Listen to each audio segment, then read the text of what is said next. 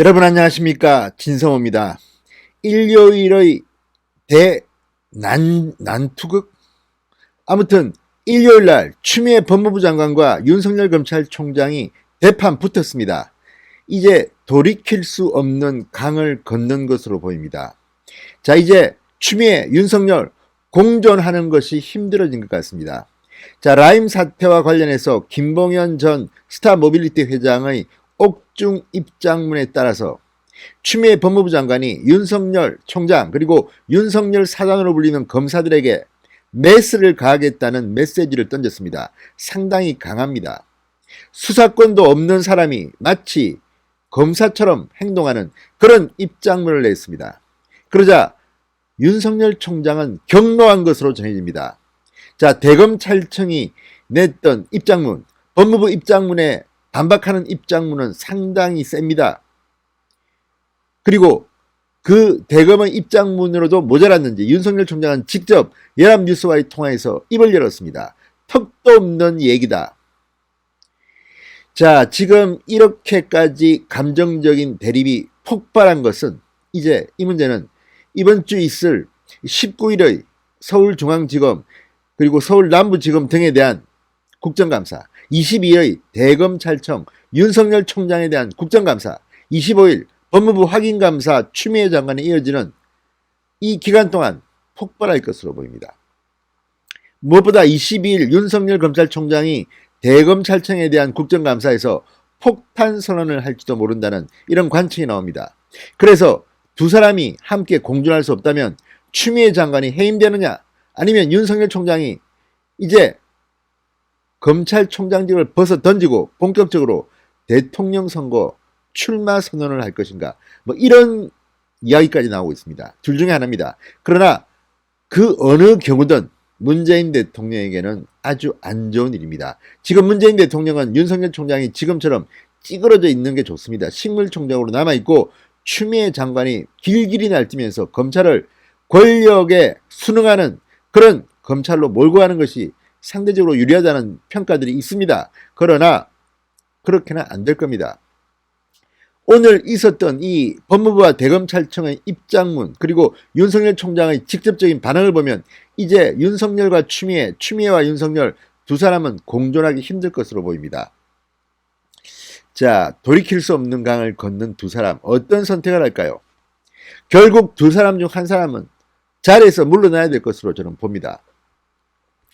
자, 법무부의 최고 책임자와 법과 질서를 바로잡아야 할 검찰 수장이 국민 앞에서 정면으로 충돌했습니다.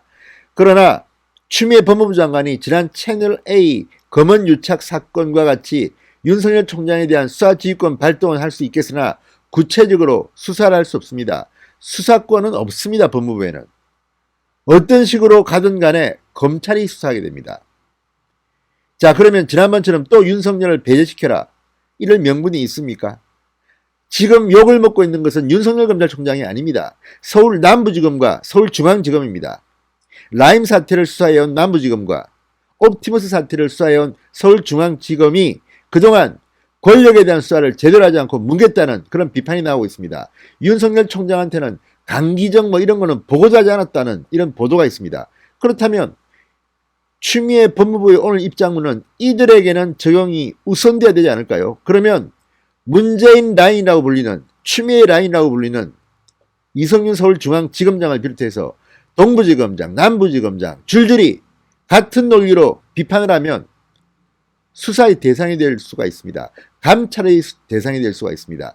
윤석열 총장에게는 그런 힘이, 권한이 있습니다. 검찰청법에는 법무부 장관과 법무부가 직접 수사를 할 수가 없습니다. 자, 이런 것들을 보면 지금 얼마나 추미애 법무부 장관이 몰려있는가를 알 수 있습니다. 자, 지금도 검찰이 힘이 세다, 대한민국 검찰은 정말 세다고 하는 이유는 수사권과 기소권을 독점하고 있기 때문입니다. 법무부는 수사권이 없습니다. 기소권도 없습니다. 어차피 윤석열 검찰총장만이 할 수 있는 일입니다. 검사 동일체 원칙, 검찰총장이 사실은 법대로만 하면 책임을 지는 자리입니다. 지휘하는 자리입니다. 추미애 법무부 장관은 수사 지휘권 발동을 할 수 있을지 모르지만 계속 할 겁니까? 개별 수사에는 개입하면 안 됩니다. 법무부 장관은 그런 자리입니다. 법무부가 빠르게 움직이긴 했지만 결국 이런 입장문에 대한 액션은 검사들이 하는 겁니다. 그 검사들의 수장이 윤석열입니다. 지금 착각하지 마십시오. 추미애는 아닙니다. 자, 진실은 결국은 검찰 몫에 달린 문제입니다. 서울중앙지검장이 옵티머스 수사를 깔아뭉갰다. 그러면 이제 윤석열 총장이 감찰도 하고 수사도 해야 됩니다. 지금 일어나고 있는 많은 일들을 보면 서울 남부지검과 서울중앙지검의 이 수사 라인은 법적인 책임을 져야 할지도 모르겠다는 생각이 듭니다. 이런 것들은 박근혜 정부의 적폐수사를 할 때 서울중앙지검장이었던 윤석열이 아마도 잘 알고 있을 겁니다. 그리고 그때 서울중앙지검 차장검사로 일했던 한동훈 검사장도 잘 알고 있을 겁니다. 자, 추미애 장관이 또 수사 지휘권을 발동하면 지난 7월에 이어서 장관 취임 후 두 번째입니다. 15년 만에 두 번씩 합니까? 또 할 때마다 이렇게 할 겁니까? 힘듭니다. 이거는.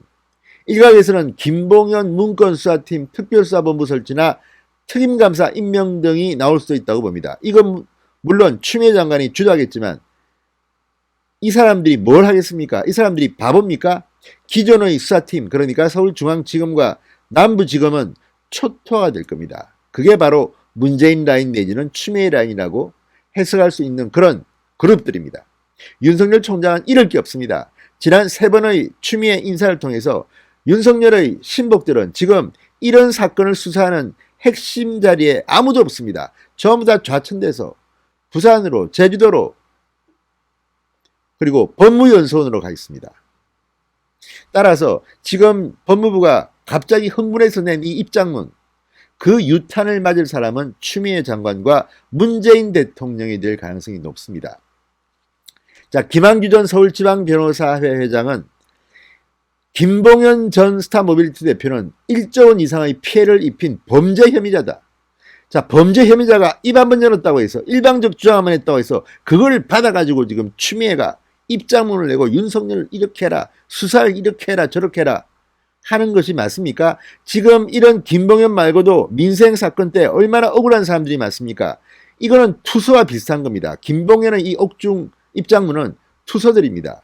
대개 보면 범죄자들이 나 억울하니까 이렇게 해달라고 투서를 합니다.